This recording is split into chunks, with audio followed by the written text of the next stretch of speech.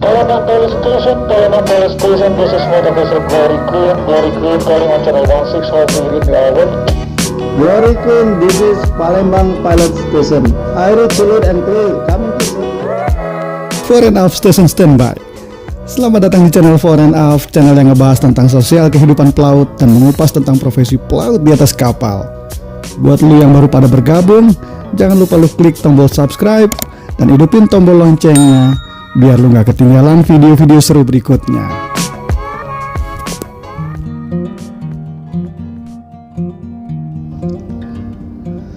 Jembatan Ampera adalah jembatan yang terletak di Sungai Musi, Palembang.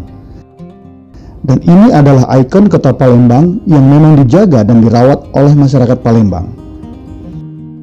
Ketinggian kolong jembatan yang hanya 11,5 meter dari permukaan air terendah tidak menghalangi bagi kapal-kapal yang akan lewat di bawahnya. Tentu saja dengan pengawasan dan aturan ketat yang diatur oleh pemerintah setempat. Mari kita ikuti proses kapal-kapal yang akan lewat di bawah jembatan Ampera.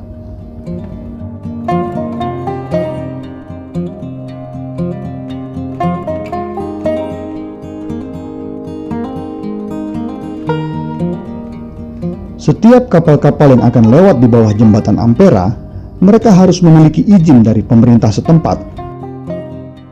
Dan tentu saja, mereka harus menggunakan jasa pandu yang terampil berolah gerak kapal, serta memang paham dan mengerti betul tentang kondisi alur dan karakter alam di Sungai Musi.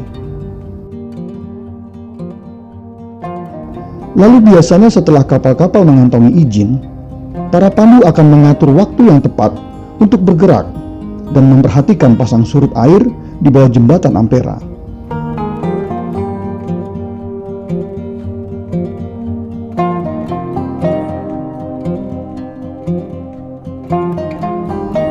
Tidak semua takbut bisa mengantongi izin untuk menarik tongkangnya melalui jembatan-jembatan yang ada di Sungai Musi.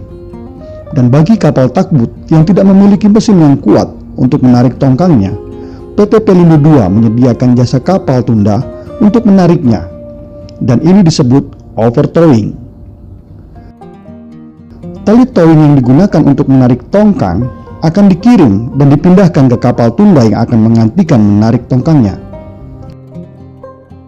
Proses pengiriman tali towing yang besar ini dilakukan dengan sangat hati-hati dan cepat. Proses tersebut dilakukan oleh kru kapal yang memang terampil dan berpengalaman.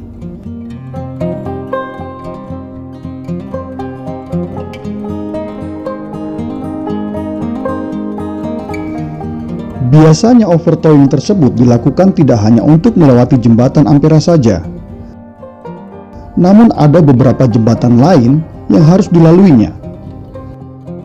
Karena ada beberapa dermaga batu bara yang letaknya di hulu sungai,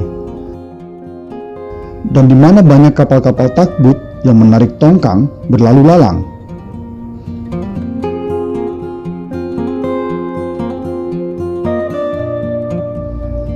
Agar lebih jelas, mari kita dengarkan penjelasan langsung dari pandu kapal yang memang sudah menjadi profesinya dan berpengalaman dalam hal overtowing di alur Sungai Musi, Palembang.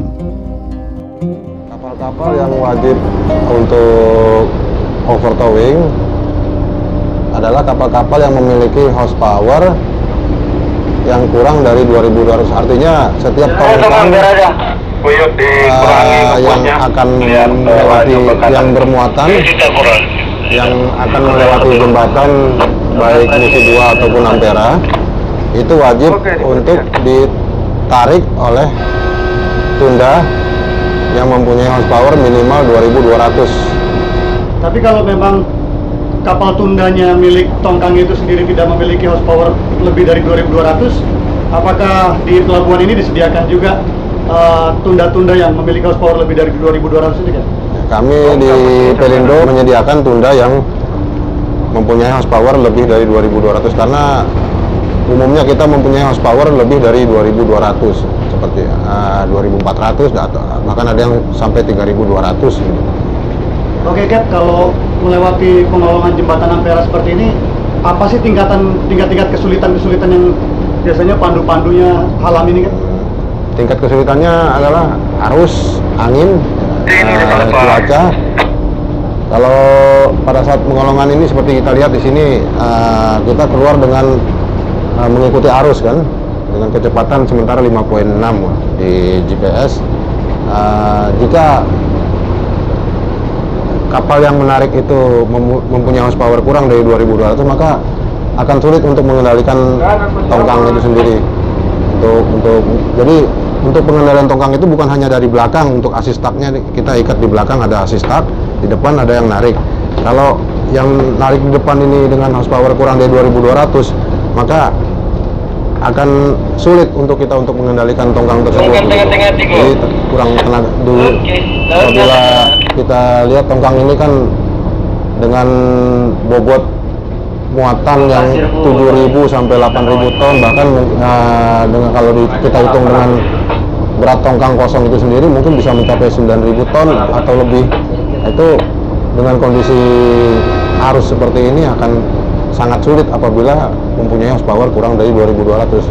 Berdasarkan pengalaman yang sudah ada, ya minimal horsepower itu harus 2200 begitu. Kalau selain di overtowing gitu, ada satu tunda yang memang memiliki horsepower lebih dari 2200, apa perlu juga sebuah assist tuck yang mengendalikan tongkang dari belakang tongkang sana? Harus, karena di samping depan yang mengendalikan, belakang juga harus ada yang mengendalikan. Jadi fungsi dari kapal yang di depan itu adalah untuk mengendalikan haluan tongkang ke kiri atau ke kanan. Dan fungsi daripada assist tuck yang di belakang, kapal yang di belakang itu fungsinya untuk mengendalikan tongkang. Apakah dia kurang ke kiri atau ke kanan. Prinsipnya pada saat melewati jembatan itu tongkang harus dalam kondisi lurus, tali lurus, depan sejajar antara tongkang, tali dengan tunda. Jadi kita melawan arus begitu. Seperti kita lihat kondisi tongkang yang sekarang sedang melewati jembatan. Ini kan kondisi lurus kan tali ini kan.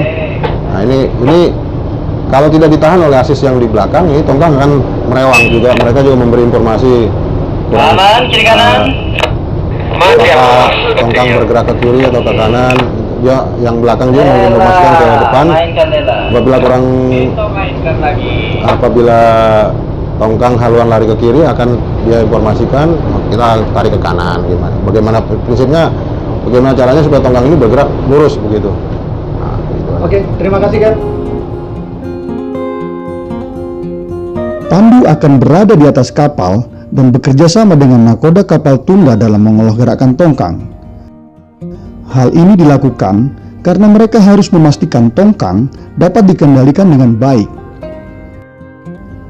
Sehingga kondisi alur yang ramai, sempit, memang diperlukan pandu yang terampil dan nakoda tunda yang berpengalaman.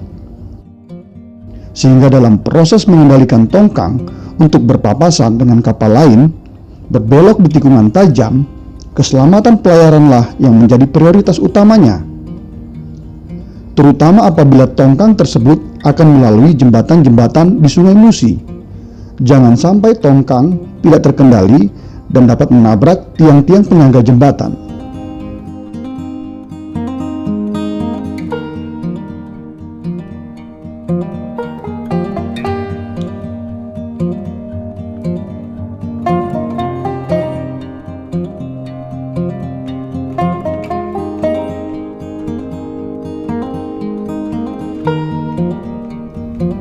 Jika kita berada di atas jembatan Ampera dan menyaksikan tongkang-tongkang tersebut melewati kolong jembatan, kegiatan tersebut terlihat seperti biasa saja.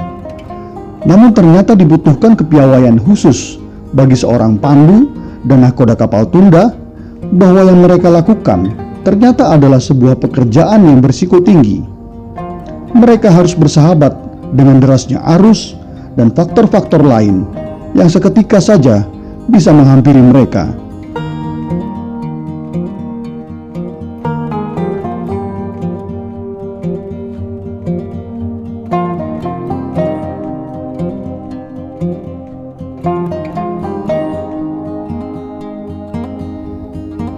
Dalam prosesnya, biasanya selain pandu dan kapal tunda yang menarik tongkang tersebut, di belakang tongkang ada sebuah kapal tunda lagi yang sengaja diikat untuk membantu menyeimbangkan gerakan tongkang, dan pada tunda yang diikat di belakang tongkang tersebut ada seorang kru yang berdiri di atas kapal untuk melihat pergerakan tongkang dari belakang, dan kru tersebut akan secara kontinu memberikan informasi tentang apa yang dia amati kepada pandu yang ada di depan.